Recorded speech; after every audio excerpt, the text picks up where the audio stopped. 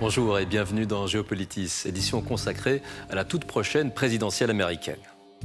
On se dirige vers un nouveau face-à-face Joe Biden-Donald Trump, même s'il reste quelques étapes à franchir. Un premier débat est déjà prévu fin juin. Le choix entre les deux candidats est loin de satisfaire tout le monde. De quelle manière le mécontentement pourrait-il s'exprimer lors du scrutin ?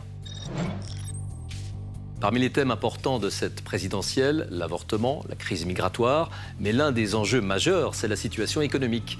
Les chiffres sont plutôt bons et pourtant, Joe Biden peine à défendre son bilan. Beaucoup d'Américains ne lui attribuent pas ce succès. Le potentiel duel Trump-Biden, c'est aussi deux visions de la politique étrangère américaine qui s'affrontent et qui interpellent les alliés des États-Unis dans le monde. Et puis la guerre entre Israël et le Hamas s'est immiscée dans la campagne électorale, non sans répercussions.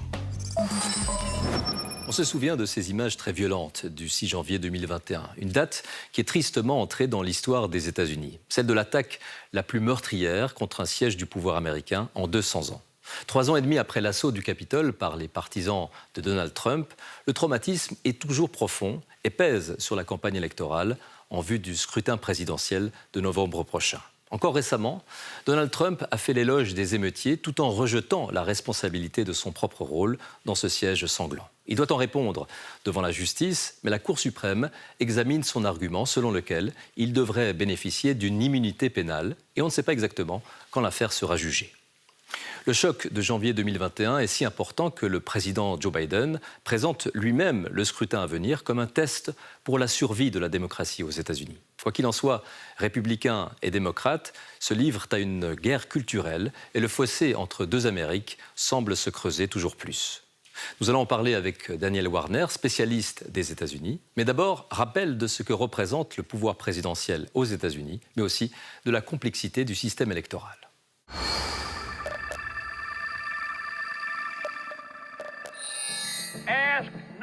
Ne demandez pas ce que votre pays peut faire pour vous. Demandez ce que vous pouvez faire pour votre pays. Le président des États-Unis, l'un des hommes les plus puissants du monde. Le jour de son investiture marque tous les 4 ans le début d'une nouvelle ère, avec son lot d'impulsions et de décisions aux répercussions mondiales. À la fin du XVIIIe siècle, les pères fondateurs de la Constitution avaient tout fait pour éviter une nouvelle forme de monarchie. Mais l'extraordinaire montée en puissance du pays allait changer la nature même de l'exécutif. Son pouvoir s'est vu, dans les faits, agrandi et conforté. Le président est le véritable maître de la politique étrangère et le chef des armées. Le pouvoir du président ne s'arrête pas là.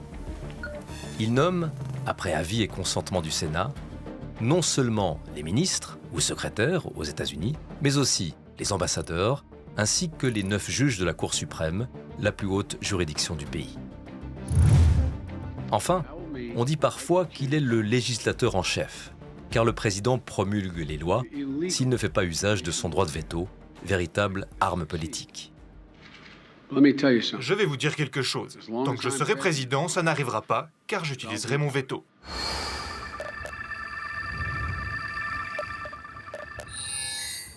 Le système qui mène à l'élection du président ou de la présidente est un peu particulier. On le doit là encore aux constituants. Ils avaient à l'origine imaginé un vote à 2 étages pour désigner d'abord des hommes de confiance qui élisent ensuite la personne la plus qualifiée pour devenir président. Les hommes de confiance, ce sont les grands électeurs. Leur rôle est aujourd'hui en réalité symbolique puisqu'ils représentent en quelque sorte des points à gagner. Ces intermédiaires font que l'on parle de suffrage universel indirect. Les 50 États du pays désignent au total 538 grands électeurs qui forment le collège électoral. Chaque État se voit attribuer un nombre de grands électeurs qui correspond au nombre de ses représentants au Congrès. Une astuce qui permet aux petits États les moins peuplés de ne pas se faire écraser par les grands. Exemple, l'État du Wyoming compte au total 3 grands électeurs. Un qui incarne son élu à la Chambre des représentants, plus 2, puisque chaque État dispose de 2 sénateurs, quel que soit son poids démographique. Ainsi, 1 plus 2 égale 3. La Californie, l'État le plus peuplé, peut tabler sur 54 grands électeurs, à savoir 52 plus 2. Le jour de l'élection, les citoyens américains sont appelés à noircir la case correspondant au candidat à la présidence de leur choix. Ainsi, le candidat qui arrive en tête dans un État obtient la totalité de ses grands électeurs. Est élu président celui qui remporte au moins la majorité des grands électeurs, à savoir 270 sur 538, même s'il n'obtient pas la majorité des voix sur le plan national. Mais nous n'en sommes pas encore là. Cet été, démocrates et républicains vont désigner officiellement, lors des conventions de parti, le nom de leur poulain, c'est-à-dire le candidat à la présidence et la colistière ou le colistier pour la vice-présidence. Le premier grand face-à-face télévisé entre Joe Biden, 81 ans, et Donald Trump, 77 ans, est déjà prévu fin juin prochain. Je ne vais pas répondre à la question. Pourquoi ne répondriez-vous pas à la question? Vous allez la fermer, mon gars? Un affrontement entre les deux candidats les plus âgés de l'histoire des États-Unis.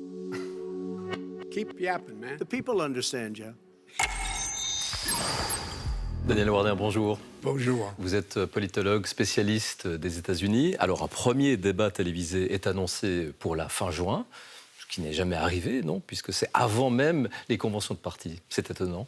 C'est très étonnant et c'est Joe Biden qui l'a proposé parce qu'il est derrière dans les sondages. Mais ce qui était étonnant, c'est que Donald Trump a accepté. Plus, il n'y aura pas audience, donc c'est vraiment homme à homme. Mais c'est très tôt, mais c'est intéressant. Alors que Donald Trump fait toujours face à la justice. Oui, donc il a 4 cas contre lui, mais il y a seulement éventuellement un qui sera fini avant des élections le mois de novembre.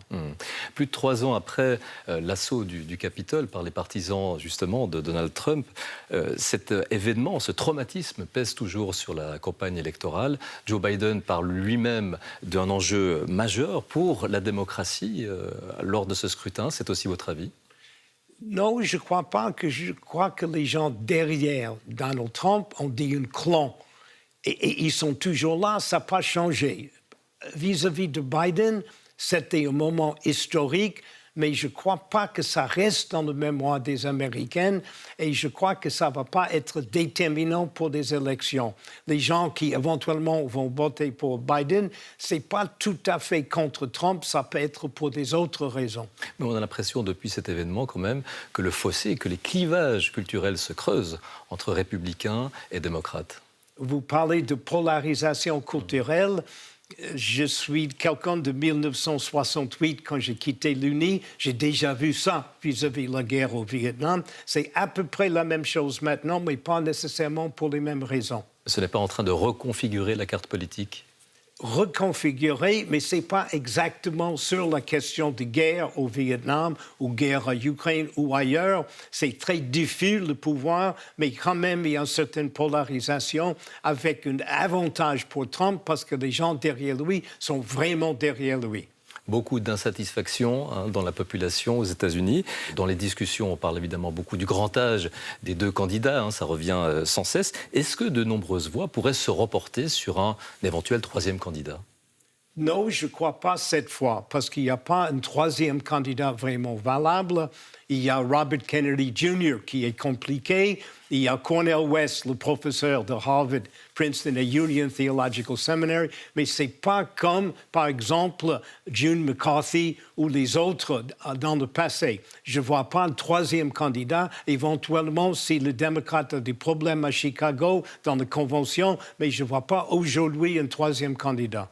Alors quoi, c'est l'abstention qui risque de l'emporter ? C'est ça le problème pour les démocrates. Les gens peuvent dire, je ne peux pas voter pour Biden, certainement je ne vais pas voter pour Trump. Alors, à mon avis, aujourd'hui, il y a beaucoup de gens qui ne vont pas voter. Ce n'est pas, en tout cas, les thèmes de campagne qui manquent. Nous allons y revenir. Parmi eux, l'économie, bien sûr. Malgré une croissance en hausse et un chômage historiquement bas, Joe Biden peine à convaincre. Une situation paradoxale et gênante pour lui. Reportage de notre correspondant aux États-Unis, Gaspard Kuhn. Il fait partie de ces Américains qui s'en sortent bien dans les années Biden. Brandon Puck a ouvert son nouveau restaurant en 2023 à Richmond, Virginie. Il a su trouver sa clientèle. C'est notre petit restaurant de ramen. On sert 7 soirs par semaine et à midi 4 fois par semaine. Nous avions rencontré Brandon en 2020, en pleine pandémie. Gérant de bar, il ne pouvait plus travailler. Je me sentais complètement perdu et sans espoir. Alors que maintenant, je gère 2 bars et un restaurant de soupe. C'est très cool. Autour de lui, il constate la reprise économique. La croissance aux États-Unis s'affiche à 2,5% en 2023, nettement plus forte qu'en Europe et en Suisse. Le chômage est au plus bas depuis 54 ans, à 3,8%. On voit beaucoup de nouveaux restaurants ouvrir à Richmond et en Virginie. Est-ce que vous pensez que c'est grâce au gouvernement? Non, je ne crois pas. C'est tout le problème pour Joe Biden. Les Américains estiment majoritairement que son bilan économique est mauvais, notamment à cause de l'inflation. Elle recule, mais l'impression d'une perte de pouvoir d'achat persiste. Les démocrates ne sont pas doués pour expliquer en quoi leurs politiques ont fait la différence. Mais aujourd'hui, les faits plaident pour la Maison-Blanche. L'inflation a baissé, la croissance est élevée, le chômage est bas. Un message que Joe Biden en campagne ne cesse de marteler. Mais ça ne passe pas auprès de beaucoup d'Américains comme Ashraf Youssef, installé dans un centre commercial déserté par les clients. Il a perdu la moitié de son chiffre d'affaires depuis la pandémie. Avec Biden, j'ai l'impression que ça va moins bien. On peut écouter les nouvelles, entendre parler de ces chiffres économiques. Je ne dirais pas que ce sont des mensonges, mais dans la réalité, montrez-moi. Ashraf n'a pas décidé pour qui il votera. Il a d'autres soucis. J'ai 2 enfants qui vont à l'école. Je devrais économiser pour les envoyer à l'université, mais je n'y arrive tout simplement pas. Des doutes que Joe Biden devra lever s'il veut s'imposer lors de la présidentielle en novembre.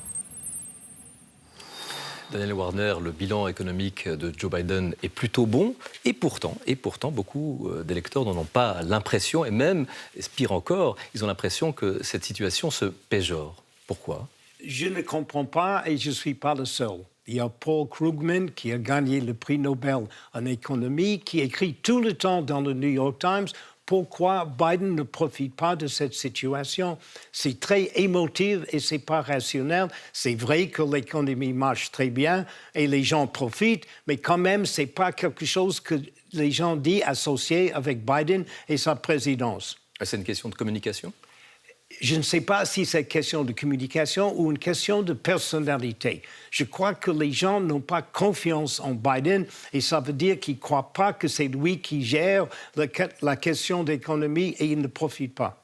Parmi les autres thèmes de campagne, notamment l'immigration, alors là aussi, Joe Biden est tenu pour responsable des arrivées massives à la frontière mexicaine, alors que lui, Trump, se dit prêt à recourir même à l'armée. De nouveau, vous êtes très rationnel.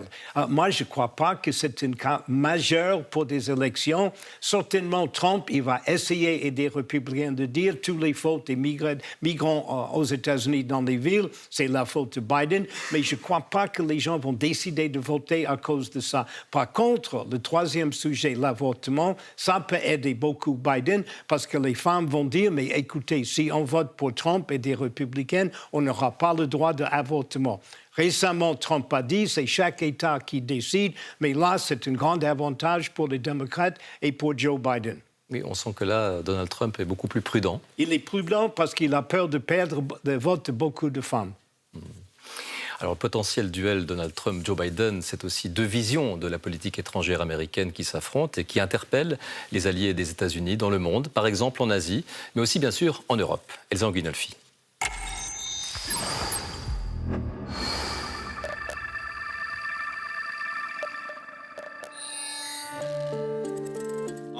Fin avril, le Congrès américain adopte un vaste plan d'aide pour l'Ukraine.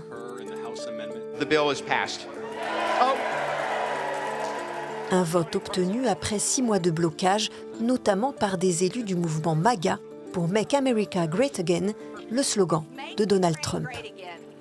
Le parti unique veut financer toutes les guerres à l'étranger. Face à la paralysie du Parlement, Joe Biden n'a cessé de répéter son soutien à l'Ukraine. Mon message au président Poutine est simple. Nous ne nous déroberons pas. Nous ne nous inclinerons pas. Je ne m'inclinerai pas. Donald Trump ne s'est pas opposé au déblocage du plan d'aide, mais aurait assuré au Premier ministre hongrois Viktor Orban qu'il ne donnerait pas un centime à l'Ukraine s'il est élu.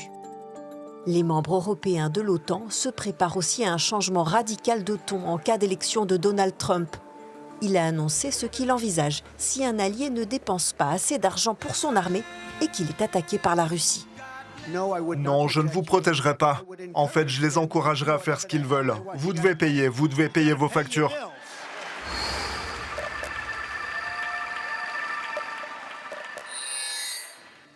J'ai revitalisé nos partenariats et nos alliances dans le Pacifique, l'Inde, l'Australie, le Japon, la Corée du Sud, les îles du Pacifique. Joe Biden a soigné ses relations avec les alliés asiatiques des États-Unis, parfois tendues sous Donald Trump. Comme avec le Japon et la Corée du Sud, sommés d'augmenter considérablement leur contribution financière à la présence de troupes américaines sur leur sol. Sur le très sensible dossier de Taïwan, Donald Trump ne précise pas ses intentions, alors que Joe Biden s'était dit prêt à une intervention si l'île est attaquée.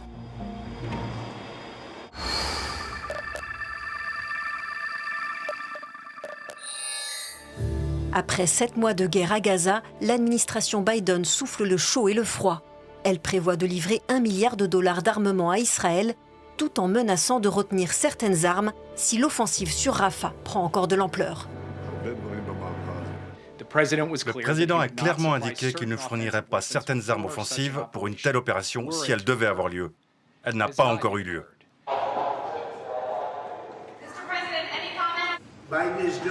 L'attitude de Joe Biden à l'égard d'Israël est scandaleuse.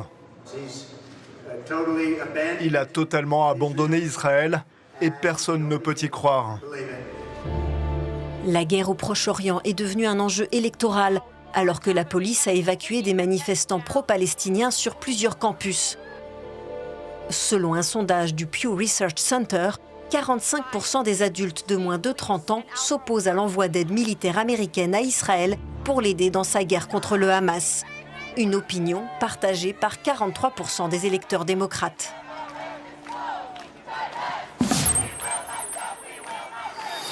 Daniel Warner, le monde est suspendu au résultat de la présidentielle américaine et pour cause, le résultat peut avoir une influence considérable sur les affaires du monde, en particulier dans ce contexte actuel. Oui, mais en principe, des élections américaines ne sont pas basées sur la politique étrangère. On a vu ça au Vietnam parce qu'il y avait des soldats américains. Maintenant, ce n'est pas exactement le cas. Par contre, la position américaine dans le monde est très, très importante. Quand Trump dit « Make America Great Again », les gens veulent que les États-Unis, c'est numéro 1. Et c'est très important qu'on sent avec Biden que les États-Unis sont en train de descendre comme la grande puissance c'était après la Deuxième Guerre mondiale.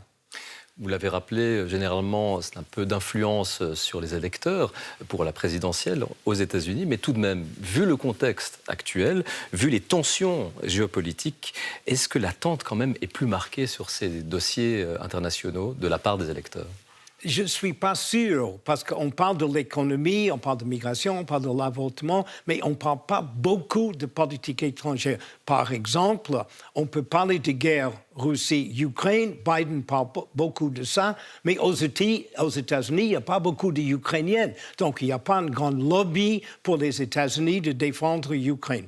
Il y a quand même un dossier qui mène à des crispations. Est-ce que les débats, les manifestations sur les campus américains, là, autour de la question palestinienne, peuvent faire perdre beaucoup de voix à Joe Biden? Oui, certainement. Ça, c'est une question de génération. Il y a beaucoup de jeunes dans les campus qui sont pro-palestiniens et le fait que Biden continue de défendre M. Netanyahou et d'envoyer des armes et de l'argent, ça peut, pour beaucoup de jeunes, dire on n'est plus d'accord avec la politique américaine vis-à-vis d'Israël. Soit les gens ne vont pas voter, ou soit éventuellement ils vont voter pour Trump. Mais là, Biden risque de perdre beaucoup de voix avec des jeunes.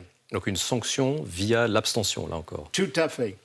À titre personnel, cela vous renvoie à une période que vous avez vécue dans les années 60, 68 en particulier. Vous étiez étudiant, ça réveille en vous justement ces souvenirs lors de la guerre du Vietnam? Ah oui, beaucoup, parce qu'il y avait des protestes sur les campus. On était peut-être plus civilisés si j'ose dire. Maintenant, on n'a pas envoyé des bâtiments, mais quand même, on a fait des protèges, on a beaucoup discuté avec des professeurs, et certainement, il y avait le march en Washington, mais certainement, il y avait la convention à Chicago. Et là, de nouveau, le mois d'août, les démocrates auront leur convention à Chicago. Donc, il risque d'avoir des grandes manifestations contre les démocrates et contre Biden. Donc des tensions potentielles. On a parlé de l'électorat jeune. Les candidats doivent aussi tenir compte des communautés confessionnelles. Là aussi, c'est important. En principe, des évangéliques sont certainement pour M. Biden parce qu'il est derrière Israël. Avec Trump, c'est plus compliqué, mais on sait aussi que son fils, beau-fils, et lui ont beaucoup travaillé avec Israël. Mais en principe, ça change maintenant, parce qu'on voit des problèmes avec Israël, on voit des décisions pour le mandat avec le cour pénal. Donc, il y a moins d'enthousiasme pour Israël maintenant qu'il y avait avant avec la communauté évangélique. Vous l'avez abordé, la question des conventions de partis, ça sera pour cet été. Et là, c'est aussi un moment clé puisque les partis vont présenter les candidats plus les colistières ou colistiers. Et là, c'est quelque chose qui peut être aussi déterminant. On connaît la colistière pour Biden, pour Trump. Oui, donc d'abord, on commence avec Biden. Donc, Mme Harris n'a pas fait une grande présentation pendant 4 ans. Mais elle va rester le candidat. Mais est-ce que ça va aider Biden? Je ne suis pas sûr. Par contre, Trump, c'est le grand mystère. Et là, il prend beaucoup de temps de nommer quelqu'un. On va voir, il y a beaucoup de gens qui aimeraient être le candidat avec lui. Pour le moment, c'est indécis. Et le 5 novembre, c'est aussi une date importante pour le renouvellement du Congrès. Tout à fait. Alors là, de nouveau, on dit que c'est très flou pour le moment. En principe, Trump, il est devant dans les sondages. Aussi, des républicains risquent de gagner de nouveau le Congrès, mais ce n'est pas évident. Donc, je ne fais aucune prédiction maintenant vis-à-vis le mois de novembre. Quand même, vous n'avez pas votre boule de cristal. Non, le sondage est pour les républicains. Dans les swing states, dans les États plus important. Mais chaque État est différent et le Congrès, c'est très serré maintenant. Ça risque d'être très serré. Votre pronostic tout de même entre Trump et Biden? Aujourd'hui, je ne fais pas pronostic, non. Très bien. J'ai fait l'erreur de dire que Hillary Clinton allait gagner et j'ai eu tort. De peu. De peu.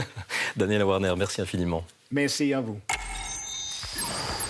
Donald Trump en avait fait un argument central de sa première campagne, la construction d'un mur sur la frontière entre les États-Unis et le Mexique. Un chantier remis en cause par Joe Biden à son arrivée à la Maison-Blanche. Mais la question d'une barrière ou d'un mur érigé entre les deux pays n'est pas nouvelle. En 1980, une équipe de l'émission Temps présent s'était rendue des deux côtés de la frontière sur les routes empruntées par des migrants mexicains en quête d'un avenir meilleur.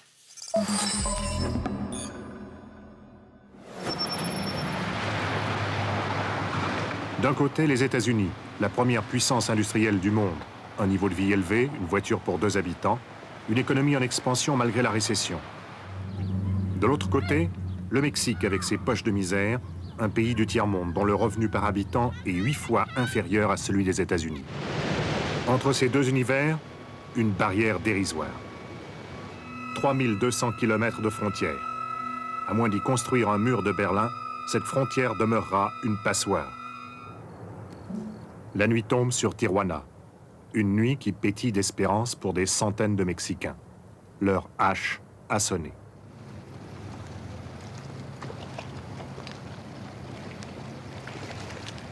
Suivant leur guide, ils traversent par familles entières dans l'eau glacée de la rivière Tijuana. Sur les collines, les patrouilles frontières disposent de télescopes à infrarouge qui leur permettent de distinguer les clandestins en pleine nuit. L'année dernière, sur l'ensemble de la frontière mexicaine, les policiers ont procédé à près d'1 million d'arrestations, un chiffre record. Face aux réfugiés du communisme, du sud-est asiatique ou d'ailleurs, dont le statut leur paraît enviable, ces Mexicains se considèrent comme des réfugiés de la faim, des damnés, chassés d'un territoire qui appartenait à leurs ancêtres jusqu'en 1848. Un extrait d'une émission de 1980 que vous pouvez retrouver dans son intégralité sur le site de Temps présent.